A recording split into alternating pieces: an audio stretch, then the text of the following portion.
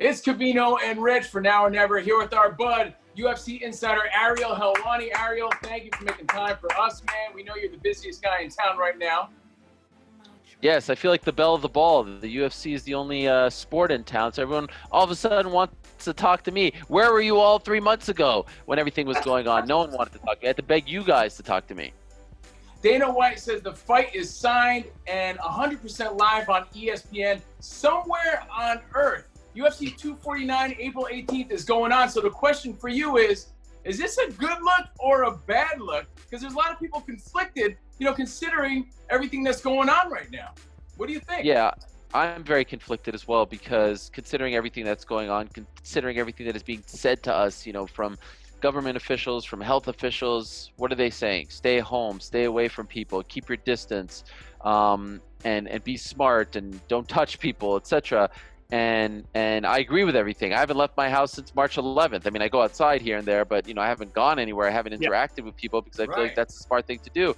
And now here we have a sport that is a contact sport, a combat sport that involves a lot of touching, that not only in the sport itself, like in the actual fight itself, but what about the training? What about, leading up to the fight? What about the officials, the referees, the cutmen? There's a lot of touching involved. And so why are we above all of this? Like, if the NBA is shutting down, if the Olympics are shutting down, if the NHL, Major League Baseball, NFL obviously not in play, but March Madness, all that stuff, if all those people can't go on, why do we feel like we are above this? So I'm very conflicted right now. I feel for the fighters who can't make money if they don't fight, and all of them are telling me they want to fight, but I also feel like it's not the best look when you look around at the entire world and everyone else is doing nothing. MMA seems to be the only one sticking out. I don't know how I feel about that internally. Does Dana look at this as just such an opportunity? I know he's saying, hey, everyone's at home, and if we don't do anything, people are going to start losing their minds. But there is a unique opportunity for UFC to step it up and gain new fans and be the sport right now. Do you feel like he feels a pressure to deliver? I think there's some of that. I mean, I think what you're saying is ego. There's a little bit of ego involved. There's press involved, because you could be, we're talking about it right now.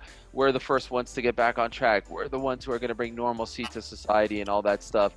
But I also feel like this idea, this notion that the world needs entertainment is a little bit flawed. You know what the world needs? The world needs doctors. The world needs, hospital beds to not be occupied by pro fighters. The world needs all the doctors and nurses possible to be focused on people who are truly sick and not self-inflicting themselves with wounds, which what I mean by that is going into a fight, you know that you're going to get hurt, then you break your leg, and now all of a sudden you're in a hospital bed, taking maybe a spot away from someone who truly needs it. So I get it, but on the other hand, like, we'll survive if there are no sports for a month or so. Life will go on. We'll get back on track at some point. I don't understand this notion that, we need this because we need something to do on April 18th.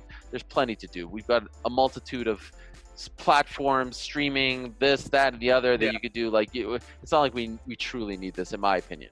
And is the potential backlash worth it, Ariel? Like, what if someone gets sick as a result? Maybe it's a corner man. Maybe it's a guy, that happens to be there for training purposes. Maybe it's one of the fighters. What will the aftermath be if that happens? Yeah, that's a phenomenal question. And that's something that I've been thinking about as well, and that I'm conflicted about. But if you know one thing about Dana White, he kind of marches to the beat of his own drum. He's sort of the kind of guy who doesn't mind when there's backlash or criticism of something that he's doing. So I think he's probably in the position right now of thinking like, I don't really care, and that just seems to be his rhetoric. His rhetoric seems to be, it's a fighter's mentality, right? We're always putting ourselves at risk in the octagon, but this is a little different, and you'd agree. 100%. Yeah. I've said this countless times, fighters possess DNA that I could never even dream of having. Like, the idea of walking into a cage and fighting another human being, to me, is unfathomable for myself. I enjoy it, and that's why I have so much respect for them, but I can't pull something like that off. And so they are kind of faced with these moral dilemmas, if you will, all the time. But again, I don't know if we're actually looking at it from, the most, the smartest point of view, in the sense that if you go into a fight, it's not just about you. You may be asymptomatic, like we've heard with so many of these athletes, but you could give it to then someone who's, has a low immune disorder. So if you just sit back and listen to what everyone else is saying, the news, not the sports world, but the news, like health officials, everything that they're saying would suggest that this isn't something that should be happening. Now, the UFC is saying that they are doing whatever they can to keep things safe and healthy, so that's on them. So, Ariel, obviously we don't know where the fight's happening, but we know that it's somewhere on the West Coast. What about this island we keep hearing about? What is that about? Is that for international fights? Yeah, that's for international fights. And honestly, when Dana said it yesterday on Monday, that's the first I heard of it. That's the first any fighter, manager that I've spoken to has heard of it. It doesn't sound like that's quite official just yet, and I wouldn't bank on that happening, next week. I think the plan for now is April 18th, 25th, May 2nd, May 9th, happening at this West Coast location. But this is a grandiose plan that he seems to have, that they're going to secure this island and have international fighters go there to fight. I can't imagine, how difficult that's going to be logistically, but he seems to think that, again, Dana has taken this like a personal challenge. He wants to prove to the world that he could pull this off and be the first one to pull it off. So it sounds like he is, pulling out all the stops to make this happen. We'll see if he can do this one. Ariel, did Dana promise you a beachside cabana on this new island? No, we haven't. We're in talks right now. We haven't quite gotten to the beachside cabana. But funny to note, there was a promotion called BodogFIGHT back in the day that actually held events on a private island in Costa Rica. And so it's kind of crazy that we're going back to 1995, where the UFC is like running away from government regulation and putting events on tribal lands. And it feels like we're going back, to 2007 or so, when this promotion BodogFIGHT was holding events on a private island. And my good buddy Chael Sonnen of Ariel and the Bad Guy fame actually fought on that card and has told me some wild stories about being on this private island. So I'm sure a lot of fighters will have wild stories if this, in fact, does happen. Speaking of criticism, we all watched Khabib hop on Instagram Live. McGregor tries to chime in. Do you think he unnecessarily was answering criticism, or do you think Khabib had to say, listen, guys, there's no venue, there's no place, I want to fight? Did he have to defend himself on this one? I think what you saw there was a guy who was sort of conflicted in his own right, because I think he, as I said to someone else earlier this week, I feel like he botched it from a PR perspective, but I don't hold him against that, in the sense that he says first that he went back to Abu Dhabi / Russia because he was told the fight would happen overseas. Then he's told he can't leave. Then he says, hey guys, this is serious, don't fault me for not wanting to fight under these conditions. And then he says, send me a location.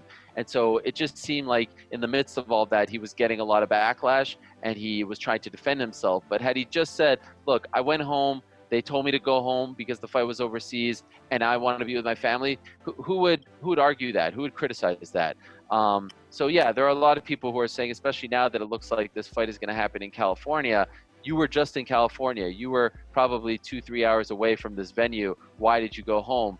But I think that the idea of stripping him or kicking him while he's down or blaming him for this fight falling through is not rational, because none of this is rational. He did what he thought was the right thing to do. He did what he had to do for his family. I just think he's kind of making it a little bit worse on the back end by saying send me location, when now there is a location and nothing's happening to get you over there. Like, it's okay, man. We understand. Like, I would do the same. Stay home with your family, do what you have to do, and at some point, you'll get this fight. Now let's talk about who actually is fighting. Justin Gaethje, Tony Ferguson. Now, with short notice, you mentioned the training before. Will he be ready for this fight? Well, Tony Ferguson has been training for the Khabib fight for quite some time. It was announced in December.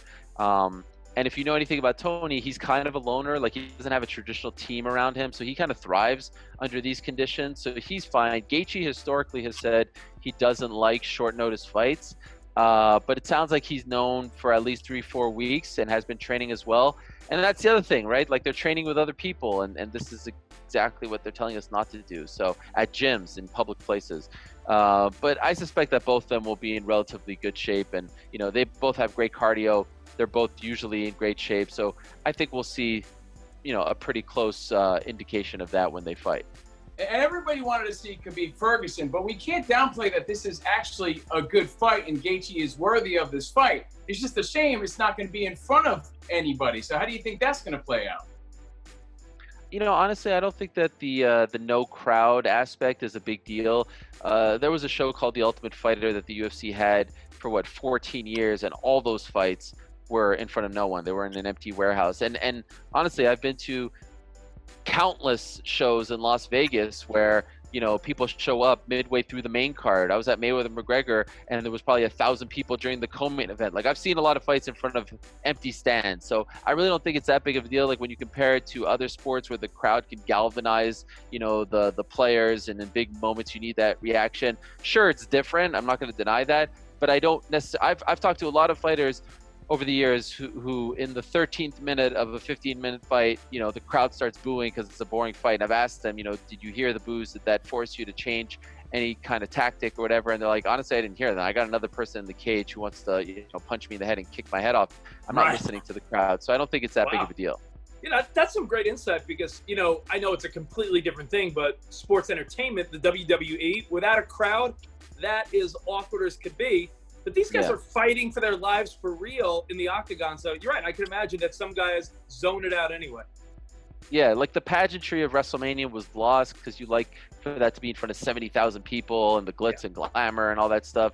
Obviously, like the best things that they did, I think, were those matches that were outside of the Performance Center. But in MMA, I don't look. Don't get me wrong. It's always better when there's a crowd. But in this particular case, I actually think MMA it doesn't need it as much as other sports. Now, since Ferguson and Gaethje are fighting April 18th, will we ever get the Ferguson-Khabib fight? And wasn't Gaethje supposed to fight Conor McGregor later this year? Like, how does this all pan out now in the future? How do you see this happening? Yeah, well, there's so many unknowns, but yes, that was true. He was scheduled to fight him on July 11th, or at least there were talks of that happening. It wasn't a done deal. If Tony wins, I would suspect then the next fight would be him versus Khabib. But it's obviously a big risk, and I've seen a lot of people say, like, he should stay home, he shouldn't take this fight. But, you know, the guy makes a living doing this. You're going to tell him right now to sit at home and not take a high six-figure payday and just wait for Khabib, but we don't know when normalcy resumes. It's not logical. So he has to take this fight, especially since he's, you know, invested in this training camp for so long. This is how he makes his money. So, yeah, I would think the winner of this fight would be next for Khabib. Obviously, the big, you know, question mark is Conor because he's the wild card in all of this, and Conor versus Khabib is the biggest fight the UFC could put on. So I wonder if they'll try to, you know, shuffle things and just make that fight if you know the time comes that they can put it on and there's crowds that are able to go to events. But I don't know if they're going to give Conor away for free in an empty arena because he generates so much money for them as far as the live gate, the ticket sales are concerned. Well, Ariel, we hope to not only see you back on the NBA court, but thanks for doing all this, man. You're the busiest guy at ESPN, Ariel Helwani. Thanks, guys. My pleasure.